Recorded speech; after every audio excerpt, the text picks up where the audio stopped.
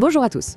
Aujourd'hui, on va s'attaquer à un sujet passionnant, mais qui peut paraître un peu complexe. Le CBD à spectre complet. C'est, on va dire, la version la plus pure, la plus proche de la plante originelle. Mais du coup, ça soulève pas mal de questions. Alors, on va décortiquer ça ensemble, sa composition, comment ça marche et surtout ce que ça implique. Et tout par-delà de cette plante, le Cannabis sativa, elle. Faut savoir que c'est une des plantes les plus complexes au monde d'un point de vue chimique, un vrai petit trésor de la nature. Et c'est super important de comprendre que la façon dont on va extraire ces composés, eh bien ça va tout changer. Ça va définir le produit final et bien sûr ses effets. On ne parle pas juste de CBD tout seul, mais de tout un ensemble de molécules qui vont interagir. Alors pour bien piger ce qu'est le spectre complet, il faut d'abord le replacer dans son contexte. Parce qu'en fait, il y a 3 grandes familles d'extraits de CBD. Et croyez-moi, les différences sont fondamentales. Spectre complet, spectre large, isolat. On entend ces termes partout. Mais concrètement, qu'est-ce qui les différencie? C'est la question essentielle. Allons voir ça de plus près. Ok, regardons ce tableau. On voit bien les 3 profils. D'un côté, on a l'isolat. Là, c'est simple. C'est du CBD et que du CBD, pur à plus de 99%. Ensuite, au milieu, on a le spectre large. Il contient pas mal d'autres bonnes choses de la plante, mais on a pris soin d'enlever une molécule bien précise, le THC. Et enfin, on arrive à notre sujet du jour, le spectre complet. Lui, il garde absolument tout, l'intégralité de la plante, y compris des traces de THC. Et c'est ça le point crucial. Cette présence de THC, même si elle est minime et légale, c'est ce qui change absolument toute la donne. C'est à la fois son plus grand atout et sa plus grande contrainte. Maintenant qu'on a posé les bases, on va pouvoir parler du mécanisme qui rend le spectre complet si spécial. C'est un concept fascinant qu'on appelle l'effet d'entourage. Imaginez que dans un extrait à spectre complet, ce n'est pas une seule star, mais toute une équipe qui travaille ensemble. Bien sûr, il y a le CBD, c'est le capitaine de l'équipe. Mais il y a aussi ces fameuses traces de THC, d'autres cannabinoïdes moins connus, des flavonoïdes qui donnent leur couleur aux plantes, et puis les terpènes. Des noms comme myrcène ou limonène, ça vous dit peut-être quelque chose. Ce sont eux qui sont responsables des arômes, mais ils font bien plus que ça. Ils jouent aussi un rôle clé dans les effets ressentis.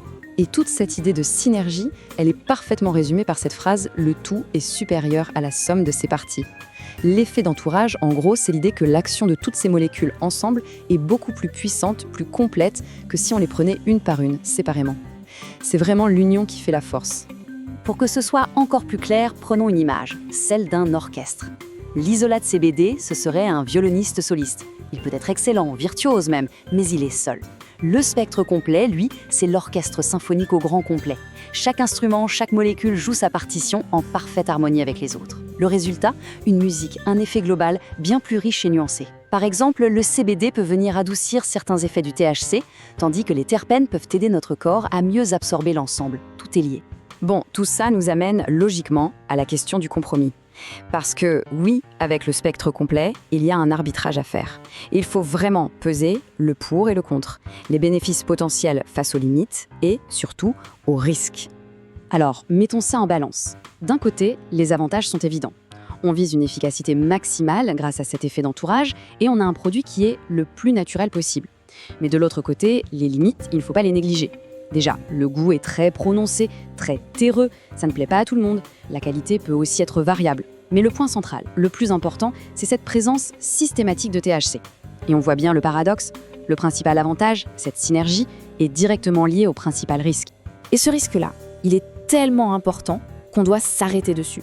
C'est un point non négociable, avec des conséquences légales qui peuvent être très, très sérieuses. On en vient au point de vigilance numéro 1. Le plus critique de tous, la conduite. En France, la loi est sans équivoque, c'est la tolérance zéro. Ce qu'il faut absolument intégrer, c'est que le fait d'avoir acheté un produit CBD 100% légal ne constitue absolument, mais alors absolument, aucune défense si on est contrôlé positif au THC au volant. Les faits sont là et ils sont gravés dans la loi. On a l'article L235-1 du Code de la route. Et pour qu'il n'y ait aucun doute, la Cour de cassation, en juin 2023, a tranché. La moindre trace de THC, même si elle vient d'un produit CBD légal, c'est une infraction. Point. Le THC peut être détecté dans la salive jusqu'à 8 jours après une consommation régulière. Et les sanctions, elles sont extrêmement lourdes. On part de jusqu'à 2 ans de prison, 400-500 € d'amende et un retrait de 6 points sur le permis qui peut même aller jusqu'à l'annulation. Donc la recommandation est on ne peut plus claire et directe. Pour quiconque prend le volant, même occasionnellement, les seules options vraiment sûres pour éviter tout risque avec la justice, ce sont les produits à spectre large ou les isolats, ceux qui sont garantis 0% de THC. Ok, maintenant que les risques sont bien posés, cette information devient notre meilleur allié. On va voir comment s'en servir pour faire un choix éclairé, un choix sûr, en comprenant ce qui fait la qualité d'un bon produit. Un produit de qualité, ça ne s'improvise pas. Il y a des étapes clés. D'abord, l'extraction au CO2 supercritique. C'est la méthode la plus propre et la plus douce. Ensuite, on a une étape qu'on appelle la winterisation. En gros, c'est un grand nettoyage pour enlever les cires. Et enfin, la décarboxylation. C'est une étape de chauffe contrôlée qui va activer les cannabinoïdes pour que notre corps puisse les utiliser. Le respect de ce processus, c'est un vrai gage de qualité. Mais comment on peut vérifier tout ça? Il n'y a qu'un seul document qui peut nous le prouver noir sur blanc, le certificat d'analyse, qu'on appelle aussi le COA. Pensez-y comme la carte d'identité du produit. C'est objectif, c'est factuel et c'est indispensable. Et lire un COA, ce n'est pas si compliqué. Voici une méthode simple en 3 points. Premièrement, on regarde le profil des cannabinoïdes et on vérifie que le taux de THC est bien en dessous de la limite légale. Deuxièmement, on confirme la présence de terpènes. S'il n'y en a pas, ce n'est pas un vrai spectre complet. Et troisièmement, on s'assure qu'il n'y a pas de contaminants comme des pesticides ou des métaux lourds. C'est la garantie d'un produit sain. Et s'il y a une chose à retenir, c'est ce signal d'alerte. Un fabricant qui hésite, qui ne veut pas ou ne peut pas fournir un certificat d'analyse récent et complet pour le lot que l'on s'apprête à acheter, il faut tout simplement l'éviter. C'est un principe de précaution absolue. Pour conclure, on voit bien que choisir le CBD à spectre complet, ce n'est pas anodin. C'est un véritable arbitrage.